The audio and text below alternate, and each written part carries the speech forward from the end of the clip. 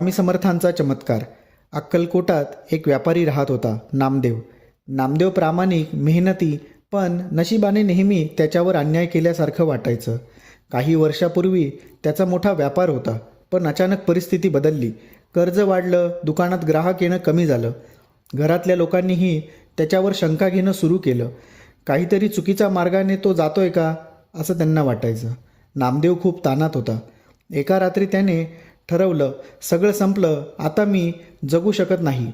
पण सकाळी त्याच्या कानावर एक वाक्य पडलं, स्वामी समर्थांकडे जा, ते सर्व संकट दूर करतात.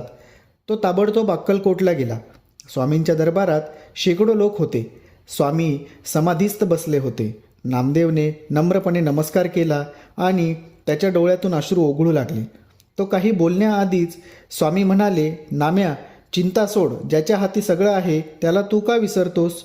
तू प्रामाणिक आहेस. तुझ्या